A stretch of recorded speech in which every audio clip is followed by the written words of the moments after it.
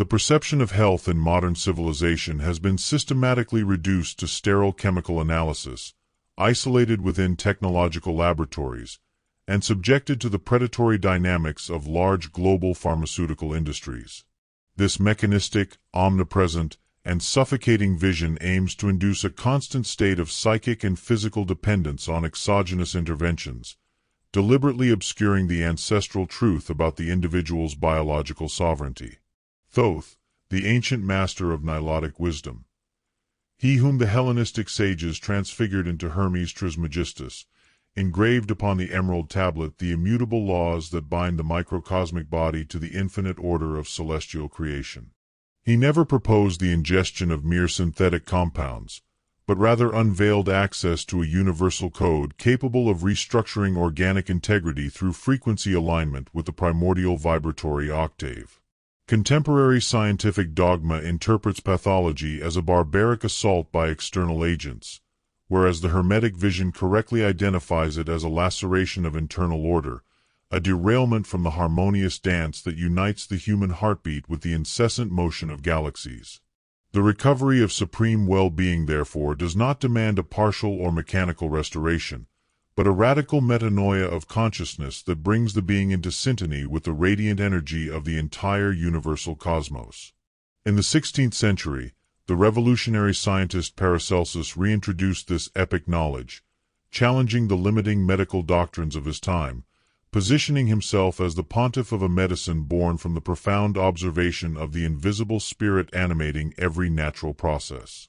He identified salt, sulfur, and mercury not as simple crude minerals, but as the three essential principles governing the entire economy of human existence: fixed structure, soul energy, and the breath of pure spirit. This epistemological knowledge was fiercely opposed by hegemonic centers of power, as it possessed the intrinsic potential to dismantle control, founded on the bureaucratic management of pain and the somatic fragility of individuals. To reclaim one's nature as inner transformers means to definitively sever the delegation of one's life to external apparatuses that ignore the sacred value of human self-awareness. Thoth returns to us the authority over healing, offering us the three inner powers as archetypal keys to restore the magnificence of our biological temple. Only by mastering these silent forces does the human being cease to be a vulnerable drifting organism to become a regent of their own living harmony, capable of transmuting the lead of illness into the solar gold of unassailable vitality. Seal your deliberate adherence to this path of return to the original source. Express your support with a kinetic like that awakens your will, and declare with your active participation that your soul has finally recognized the sovereign frequency of being. The awakening of these dormant powers necessarily requires traversing a phase of abyssal confrontation, which we could define as the work of the black, or the time of purifying destruction of accumulated dross.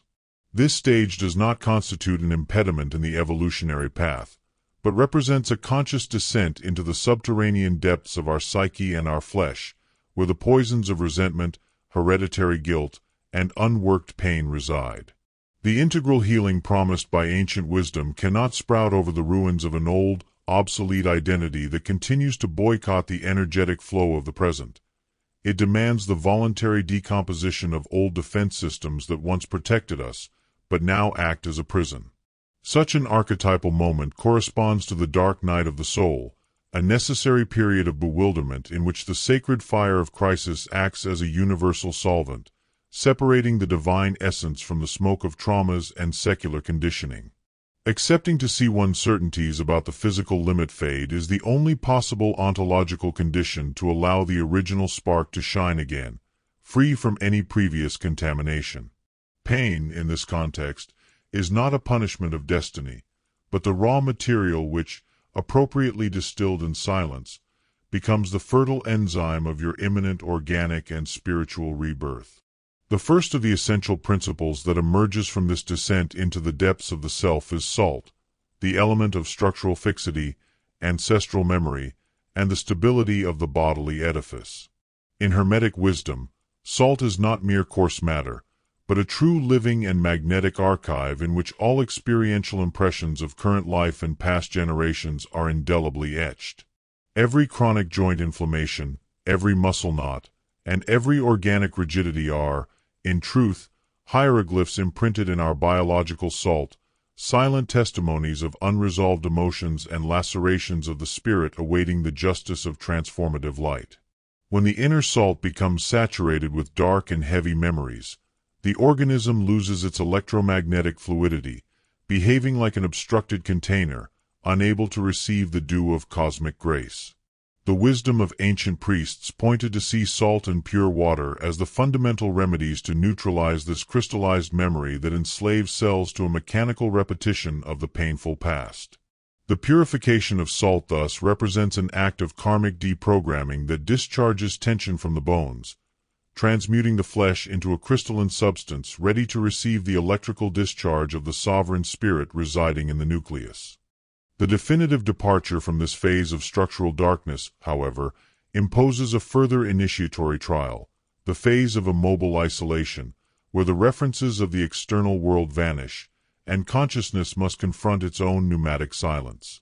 In this stage of recollection, the alchemist of himself learns not to succumb to the temptation of flight or the search for answers in the noise of others' opinions and pre-established dogmatic dogmas. One must remain firm in the perception of the invisible even when ordinary senses detect no progress, allowing organic salt to stabilize in a new geometry of power, autonomous and independent of the influences of the social field. Whoever ignores this crucial stage of internal sedimentation risks generating a superficial and fragile healing, an illusion destined to collapse at the first external emotional stimulus. Silence is the mystical womb of inner warmth. In it occurs the disidentification between who we really are and the accumulation of conflicts that once defined our worldly image. It is at this culmination of rediscovered peace that darkness gives way to an unparalleled calorific vibration, signaling that the foundations of the bodily house are finally clean and capable of sustaining the incendiary spark of the second power, sulfur. Precisely from the depths of this sacred silence rises the dynamic flame of sulfur, Thoth's second operative secret, representing the force of the soul, the divine desire aimed at the continuous creation of life. If salt is the solid and receptive container, sulfur acts as the motor heat, the impetuous dynamic of the higher will that infuses direction and vitality into every metabolic and mental process. It is the solar principle, the initiating ardor that dissolves chronic fatigue and the sense of helplessness, carrying the subject from the gray confusion of crisis to the phase of white light, a condition of superior lucidity and cognitive splendor. Mastering sulfur means drawing upon a granite-like certainty about one's universal purpose and intrinsic capacities for self-regeneration, ceasing to beg for the consent of power centers or false external masters. In this metamorphosis of being, passion ceases to be a chaotic emotional whim to become a telluric force synchronized with the supreme purpose of the manifestation of spirit on earth. Purified sulfur acts as a focused sword of light that, escaping inertia and cellular depression, forces subatomic particles to conform to the authority of the royal command of the awakened soul. However, an excess of uneducated sulfur or one lacking a solid spiritual orientation can transform into a nefarious and destructive power, capable of burning biological tissues from within through unexpressed rage and toxic aggression.